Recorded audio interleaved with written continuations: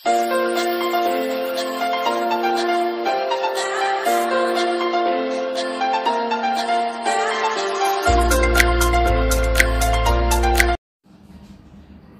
দর্শক আসসালামু আলাইকুম। আশা করি যে যেখানে আছেন সবাই ভালো আছেন, সুস্থ আছেন এবং নিরাপদে আছেন।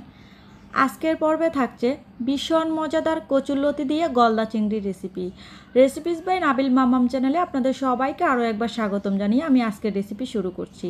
একটি লাইক দিয়ে ভিডিওটি শুরু থেকে শেষ পর্যন্ত দেখার অনুরোধ রইল। যারা এখনও চ্যানেলটি সাবস্ক্রাইব করেননি, অনুরোধ রইল চ্যানেলটি সাবস্ক্রাইব করার।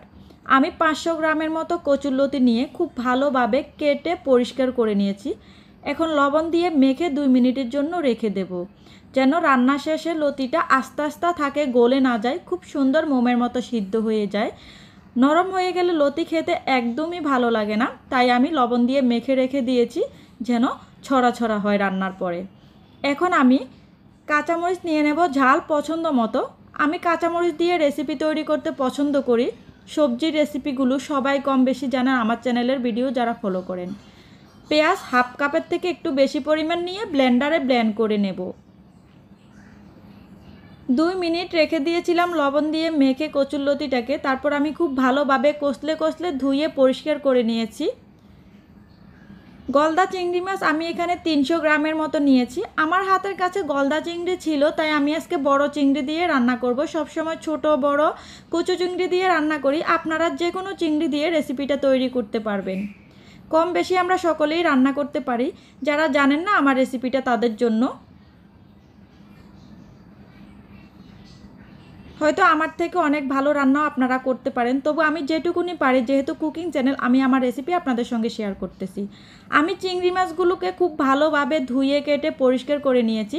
আমি মাঝখানে একটু অংশ রেখে দিয়েছি খোসার, আগা মাথা দুপাশে আমি ফেলে দিয়েছি। এই অংশটা রান্নার পরে খেতে খুব ভালো লাগে, দেখতেও খুব সুন্দর দেখা যায়। চুলায় আমি একটি কড়াই বসিয়ে দিয়ে পরিমাণ মতো রান্নার তেল দিয়ে দিয়েছি। তেল গরম হয়ে গেলে আগে থেকে ব্লেন্ডারে পেঁয়াজ মরিচ ব্লেন্ড করে রাখা সেই মিশ্রণটা আমি তেলের মধ্যে দিয়ে হালকা একটু নেড়ে চেড়ে ভেজে নেব, কাঁচা গন্ধটা দূর হওয়ার আগ পর্যন্ত। চেষ্টা করবেন কাঁচামরিচ দিয়ে সবজির রেসিপিগুলো খাওয়ার জন্য। শরীর স্বাস্থ্য ভালো থাকবে, তরকারির কালার সুন্দর আসবে, টেস্টটাও অনেক গুণ বেড়ে যাবে। লাল মরিচের গুঁড়িটা সবসময় এড়িয়ে চলার চেষ্টা করবেন। একটু ভেজে নেওয়ার পর কাঁচা গন্ধ পেঁয়াজের দূর হয়ে গেলে আমি দিয়ে দেব 1 টেবিল চামচ পরিমাণ রসুন বাটা, হাফ টেবিল চামচ পরিমাণ আদা বাটা। আদা বাটা আমি খুব সুন্দর একটা ফ্লেভারের জন্য ব্যবহার করেছি, আপনারা চাইলে নাও দিতে পারেন। লবণ দিয়ে মাখিয়ে নেওয়ার কারণে লতি কচু রান্না করার পর যে একটু গলা চুলকোয়, সেটা একদমই চুলকোবে না। রসুনের পরিমাণটাও যেহেতু একটু বাড়িয়ে দিয়েছি, আমার এটা দেশি লতি, তারপরে একটু ভয়ে ভয়ে রান্না করতেছি, একটু রসুন দিয়েছি একটু বাড়িয়ে। আপনারাও একটু বাড়িয়ে রসুনটা দিবেন।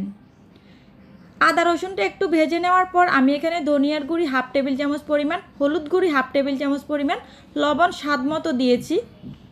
দিয়ে খুব ভালোভাবে নেড়ে চেড়ে মশলাটাকে একটু ভেজে নিয়ে সামান্য পরিমাণ পানি দিয়ে খুব ভালো মতো কষিয়ে নেব। চুলার আঁচটা কিন্তু মিডিয়ামের থেকে একটু বাড়িয়ে রাখা আছে, খুব বেশি বাড়িয়ে দিলে পুড়ে যাবে, লক্ষ্য রাখতে হবে। মশলা যত ভালোভাবে কষিয়ে নিতে পারবেন, রান্নার টেস্ট অনেক গুণে বেড়ে যায়। মশলা কষানোর উপরে রান্নার টেস্টটা নির্ভর করে।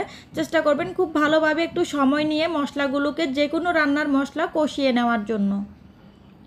খুব ভালোভাবে কষিয়ে নেওয়া হয়ে গেলে আমি অন্য একটি চুলায় চিংড়ি মাছ লবণ হলুদ দিয়ে মেখে রেখেছিলাম, এই পাশে ওপাশ করে একটু ভেজে নেব, যেন রান্নার পর খাওয়ার টেস্টটাও বেড়ে যায়, কালারটাও খুব সুন্দর আসে। আপনারা চাইলে এই অবস্থাতে মশলার সঙ্গে চিংড়ি মাছটা কষিয়ে নিতে পারেন।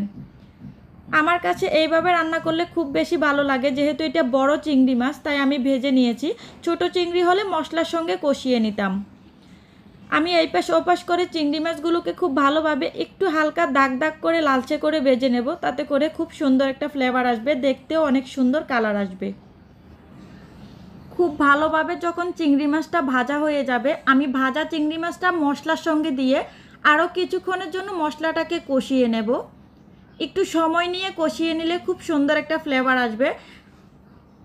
তরকারির স্বাদটাও অনেক গুণে বেড়ে যাবে। আমি এইভাবে করে একটু লালচে করে দাগ দাগ দিয়ে ভেজে নিয়েছি, এতে করে রান্নার টেস্টও অনেকটাই বেড়ে যায়। আমার রেসিপিগুলো আপনাদের কাছে যদি ভালো লেগে থাকে আমার চ্যানেলটিকে সাবস্ক্রাইব করার অনুরোধ রইল। একটি লাইক দিয়ে দিতে ভুলবেন না। রেসিপি ভালো লাগলে অবশ্যই কমেন্ট বক্সে জানাতে ভুলবেন না। বাসায় একবার ট্রাই করার অনুরোধ রইল। খুব ভালোভাবে একটু সময় নিয়ে আবারও 1 থেকে 1.5 মিনিটের মতো কষিয়ে নেব। খুব বেশিক্ষণ কষিয়ে নেব না, যেহেতু চিংড়ি মাছটা আগে থেকে ভেজে নিয়েছি। এখন আমি এখানে পরিমাণ মতো পানি দিয়ে দেব। কচুরলতি সিদ্ধ হতে খুব একটা সময় লাগে না। আমি যেহেতু খুব বেশি পরিমাণে ঝোল রাখবো না, তাই লতি যতটুকু পরিমাণ নিয়েছি আন্দাজ করে আমি 1.5 কাপের থেকে একটু বেশি পরিমাণ পানি দিয়েছি। দিয়ে এখন খুব ভালোভাবে নেড়েচেড়ে বলক তুলে নিয়ে আসবো। 1 মিনিটের মতো বলক উঠে আসলে আগে থেকে ধুয়ে কেটে পরিষ্কার করে রাখা কচুরলতিগুলো আমি এখানে দিয়ে দিয়েছি। আমি লতিগুলো কেটে রেখেছিলাম সকালবেলা, রান্না করেছি বিকেলবেলা, তার জন্য একটু হালকা কালচে হয়ে গিয়েছে। সঙ্গে সঙ্গে কচুরলতি রান্না করলে কালারটা এরকম হয় না, তবু আমারটা পারফেক্ট একটা কালার আসছে। জাস্ট আগাগুলো একটু কালচে হয়ে গিয়েছে রান্নার কয়েক ঘন্টা আগে কেটে রাখার কারণে। এইভাবে করে কচুরলতি দিয়ে নেড়েচেড়ে ঢাকনা দিয়ে ঢেকে রেখে দিয়েছিলাম 3 থেকে 4 মিনিটের মতো। 3 থেকে 4 মিনিট পর হালকা একটু নেড়েচেড়ে দিতে হবে, খুব বেশি নাড়াচাড়া করা যাবে না। আপনারা দেখেই নিশ্চয়ই বুঝতে পারতেছেন লতিটা খুব ভালোভাবে সিদ্ধ হয়ে গিয়েছে কিন্তু গলে যায়নি। এইভাবে করে রান্না করলে আপনাদের কচুরলতিটা গলে যাবে না। আমি হালকাভাবে একটু নেড়েচেড়ে দিয়েছি। এখন আমি আমার পছন্দ মতো স্বাদ অনুযায়ী বেশ কিছুটা ধনিয়া পাতা কুচি দিয়ে দেব। সবজি মানেই ধনিয়া পাতা, শীতকালীন সবজি মানেই ধনিয়া পাতা ছাড়া খেতে একদমই ভালো লাগে না। কচুরলতিতেও যদি ধনিয়া পাতা দেওয়া যায় তাহলে কিন্তু স্বাদ আরও 1 গুণ বেড়ে যায়। খুব ভালোভাবে অনেকগুলো ধনিয়া পাতা দিয়ে হালকা একটু নেড়েচেড়ে দেব, খুব বেশি একদমই নাড়াচাড়া করা যাবে না। ধনিয়া পাতা কুচি দেওয়ার পর আমি 1 মিনিটের মতো রান্না করে নেব। আমার ঝোলটা কচুরলতির সঙ্গে একদম মাখা মাখা অবস্থায় আছে, ঠান্ডা হলে কিন্তু আরও একটু ঘন হয়ে যাবে। ঢাকনা দিয়ে আমি 30 সেকেন্ড রেখেছিলাম আর ঢাকনা ছাড়া 30 সেকেন্ড রেখেছিলাম। 1 মিনিট পর আমি চুলাটা বন্ধ করে দিচ্ছি। চুলাটা বন্ধ করে দেওয়ার পরে তৈরি হয়ে গেল ভীষণ মজাদার কচুরলতি দিয়ে গলদা চিংড়ি রেসিপি। ভুল ত্রুটি ক্ষমা সুন্দর দৃষ্টিতে দেখবেন, বাসায় ট্রাই করবেন। ভালো থাকবেন, সুস্থ থাকবেন, চ্যানেলটি সাবস্ক্রাইব করবেন। আল্লাহ।